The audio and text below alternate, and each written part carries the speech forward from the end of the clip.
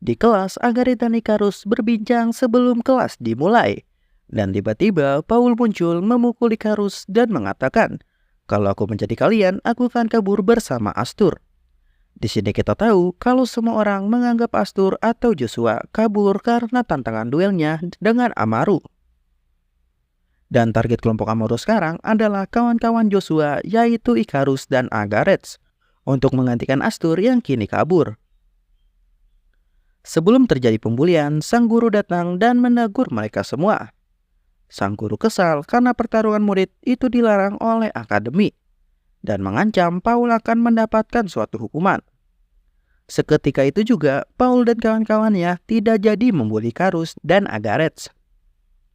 Sang guru berpikir ada bagusnya Astur tidak datang, karena dirinya dapat mencegah hal buruk yang akan terjadi. Tapi sekarang Astur tiba-tiba muncul dari belakang, datang ke kelas dan mengatakan kalau dirinya sebelumnya mengambil cuti karena ada urusan pribadi. Seketika itu juga membuat sang guru panik, berpikir kenapa Astur kembali.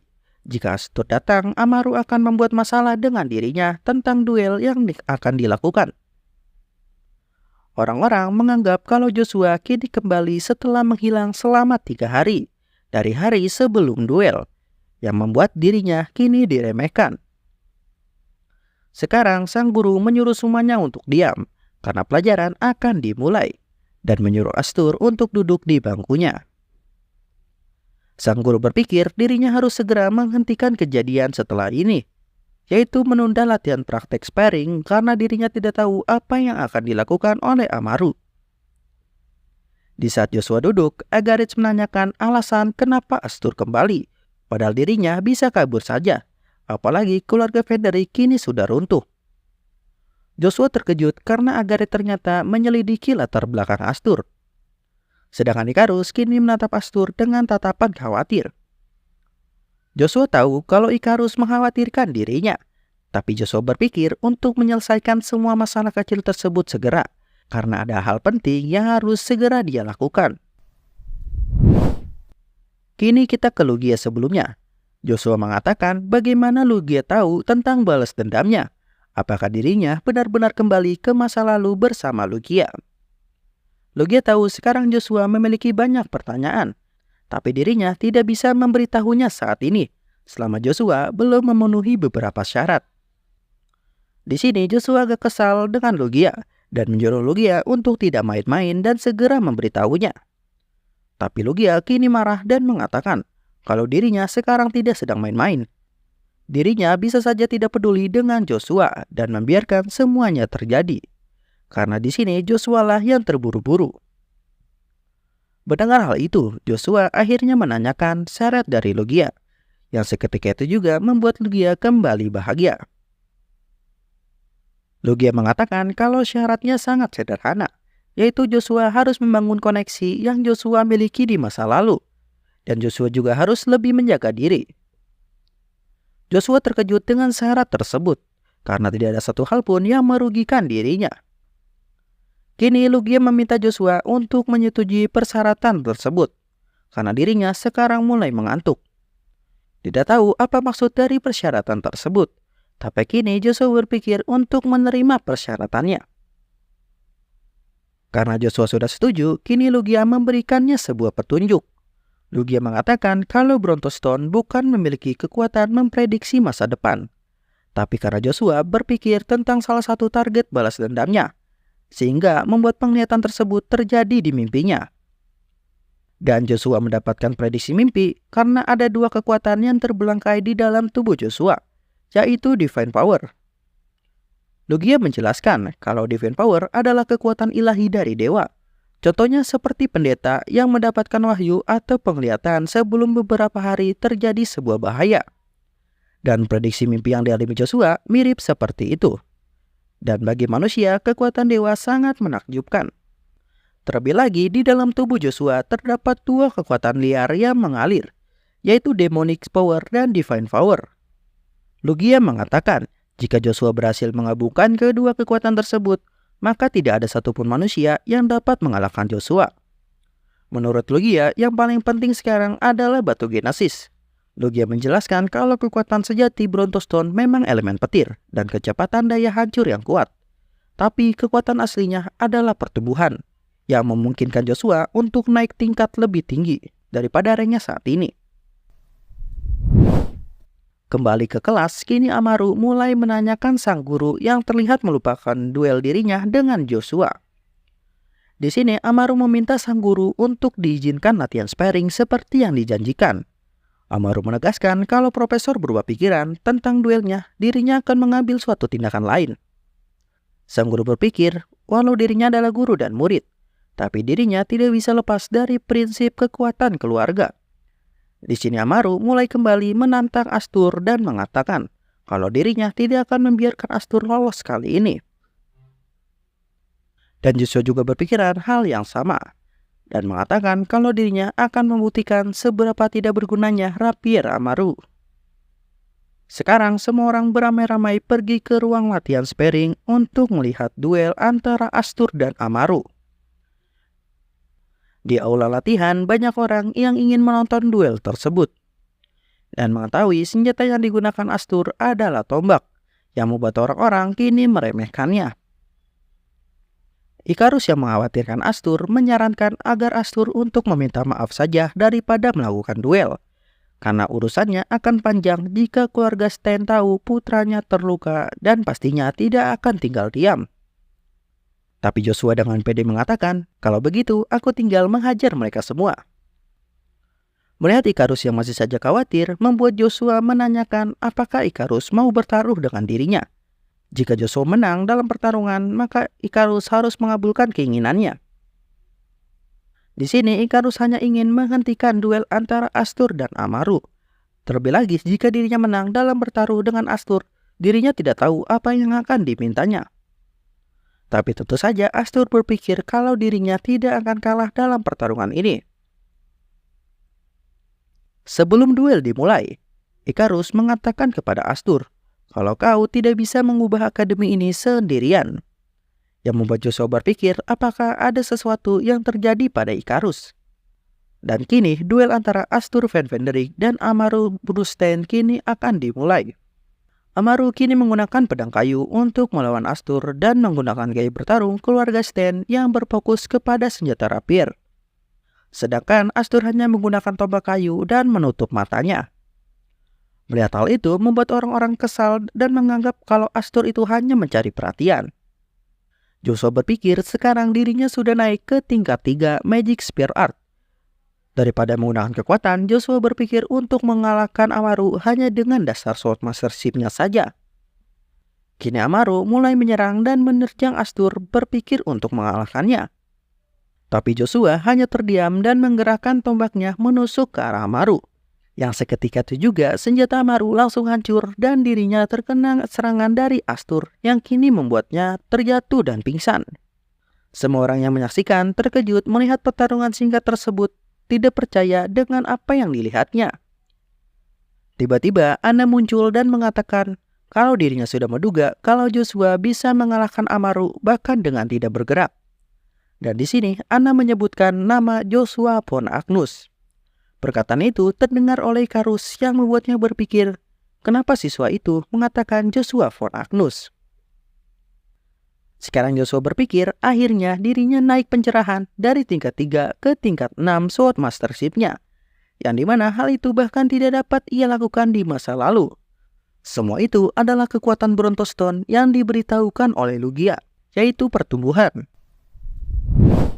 Di asrama wanita Akademi Avalon, kini Anna berpikir kenapa Joshua yang ingin hari-harinya damai kini memulai keributan yang besar.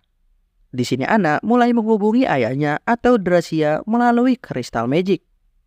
Anna menanyakan kenapa ayahnya langsung menerima tugas dari kerajaan. Dracia menjelaskan kalau ada pergerakan mencurigakan di wilayah Tron. Dan kabar kalau sang mage Lightning Jack kini telah membunuh Viscount Vigo. Mendengar hal itu, Anna cukup terkejut. Karena sang magician adalah orang yang egois kini mulai ikut campur dengan dunia luar. Anda menanyakan apakah Magic Tower tahu akan rencananya. Di sini ayahnya menjelaskan kalau pergerakan Magic Tower tidak sepenuhnya berhubungan dengan rencana mereka berdua. Tapi karena Joshua yang mendapatkan harta berharga yang sedang dicari-cari oleh Magic Tower.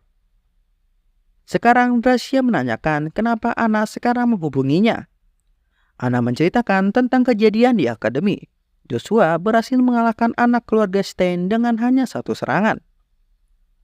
Mendengar hal itu membuat Gracia cukup tertarik dan penasaran bagaimana wajah Duke Agnus melihat hal itu.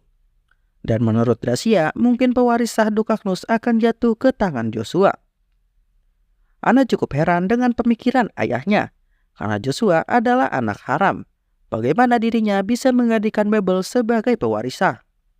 Tapi di sini Gracia mengatakan, bukankah Duke Agnus lebih menyukai anaknya sendiri daripada anak orang lain? Sekarang sang guru berbicara dengan Joshua, karena menurutnya sejak Lord Frederick menghilang, tidak ada orang seperti Astur. Dan bertanya kepada Astur, siapakah dirimu sebenarnya? Di sini Joshua tetap menjawab kalau dirinya adalah Astur Van Frederick, yang membuat sang guru menyerah mengetahui identitas asli Astur, karena menurutnya ada kalanya bangsawan berstatus tinggi melakukan penyamaran untuk menyembunyikan identitasnya. Oleh karena itu, sang guru tidak ingin ikut campur dalam masalah Astur, terlebih lagi jika ini hanya duel biasa. Tapi sekarang masalah menjadi rumit karena Joshua menyinggung swordmastership milik keluarga lain di depan orang banyak. Joshua mengatakan kalau dirinya lah yang akan bertanggung jawab akan hal itu. Mendengar hal itu membuat sang guru mengingat tentang seorang anak yang berpikiran sama dengan Astur, yaitu Smash Gundoglas. Sang guru mengatakan kalau seharusnya di akademi kedudukan murid harusnya sama rata. Tapi terdapat hierarki dalam kekuatan keluarga yang membuat beberapa orang merasa superior. Dan itu adalah sebuah circle atau perkumpulan. Dan tentu saja Amaru juga berada di circle tersebut. Sang guru mengkhawatirkan Joshua karena anak-anak itu pasti akan terus mengganggu Joshua dan orang-orang yang lemah. Joshua yang mendengar hal itu merasa kalau para guru di akademi seharusnya mengambil sebuah tindakan untuk menghentikan tradisi yang buruk itu. Karena hal itu dapat terus-menerus menjadi tindakan kejahatan. Di sini sang guru tidak bisa berkata apa-apa, karena di dunia ini ada hal yang tidak bisa dirubah. Tapi Joshua mengatakan tidak ada yang namanya mustahil di dunia ini, karena semua bisa berubah. Hanya seorang pengecut yang takut akan perubahan. Mendengar hal itu, sang guru hanya bisa terdiam dan mengatakan kepada Astur, jika tujuan Astur adalah untuk lulus, sang guru bisa langsung meluluskannya dan merekomendasikannya ke Ordo Imperial Knights. Tapi Joshua berpikir kalau sebelumnya dirinya sudah menolak tawaran kaisar untuk masuk ke keluarga kekaisaran. Karena sekarang Joshua memiliki kekuatan Brontoston. Dirinya tidak dapat membuang-buang waktu di akademi ataupun meladeni kaisar. Joshua mengatakan kalau dirinya akan segera lulus dari akademi. Walau begitu, dirinya bukanlah seorang pengecut yang lari dari masalah. Dan kini Joshua pergi dari ruangan sang guru. Di suatu tempat di akademi, sekarang Joshua berpikir tentang circle akademi. Bagaimanapun juga, dirinya berencana pergi dari akademi untuk mencapai tujuannya. Tiba-tiba, Amaru Stein datang mencari Astur, karena dirinya ingin membicarakan sesuatu. Di sini, Amaru meminta maaf kepada Astur karena dirinya telah menghina senjata orang lain tanpa mengetahui kalau dirinya telah bersikap sombong. Di sini, Joshua terkejut karena dapat permintaan maaf dari Amaru. Tidak menyangka kalau Amaru akan mengalah pada kebanggaan keluarganya. Melihat Amaru yang meminta maaf, Astur memaafkan Amaru dan dirinya juga meminta maaf karena telah meremehkannya. Di sini Amaru meminta Astur untuk mengajarinya sesuatu, yaitu kecepatan ekstrim Astur dalam menggunakan senjata. Amaru merasa saat dirinya terkena serangan tombak Astur, sebelum kehilangan kesadarannya, dirinya seperti terkena pusaran angin, padahal serangan Joshua hanya berfokus ke satu titik saja. Mendengar hal itu membuat Joshua cukup terkejut, karena Amaru bisa merasakan konsep rotasi yang digunakannya.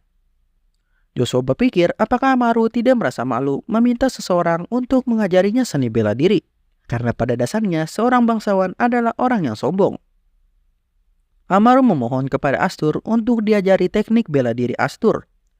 Dan Astur setuju untuk mengajarinya. Tapi dengan suatu syarat, yaitu Amaru harus memberikan beberapa informasi tentang Circle Academy. Dan juga mengenai orang yang bernama Smash Gundoglas.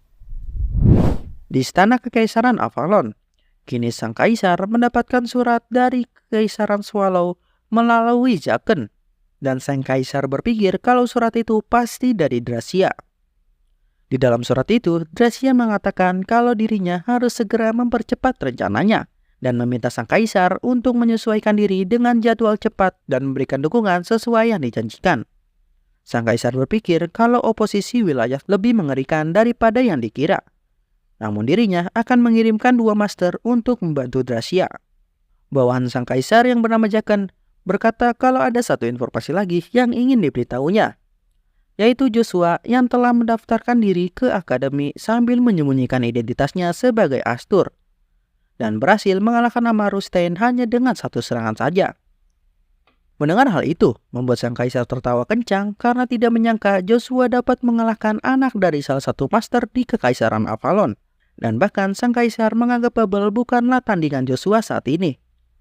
Sekarang sang kaisar menyuruh Jaqen untuk merekrut Joshua ke Ordo Imperial Kekaisaran bagaimanapun juga. Dan dirinya juga yang akan menuliskan surat rekomendasi tersebut. Mendengar hal itu, membuat Jaqen sangat terkejut. Karena menurutnya masuk ke Ordo Knights bagi Joshua pasti akan mudah. Tapi kini sepertinya sang kaisar yang lebih ingin membawa Joshua ke pihaknya. Sekarang Joshua masih berpikir tentang Circle Academy. Karena ternyata anak-anak bangsawan berstatus tinggi membuat pasukan untuk kekuatannya di masa depan. Dan sistem hierarki tersebut benar-benar digunakan. Jika ada bangsawan yang bukan bagian dari circle mereka, maka bangsawan itu akan dihancurkan. Dan para profesor tidak dapat melakukan apa-apa selain menutupi kejadian tersebut. Di sini Joshua berpikir dengan adanya kejadian ini, dirinya dapat lebih cepat untuk merekrut Ikarus ke pihaknya. Dan penasaran perubahan apa yang terjadi di masa depan ketika Ikarus ternyata tidak ada di pihak pangeran pertama. Tiba-tiba, kini Ikarus datang mencari Joshua dan menanyakan rencana Joshua mulai sekarang. Karena keluarga Sten akan mengirim seseorang ke akademi. Menurutnya, walau semua sudah baikan antara Amaru dan Astur, tapi keluarga Sten pasti tidak akan diam saja. Karena Astur sudah menghina Sword Mastership milik keluarga Sten. Dan ada juga circle di akademi.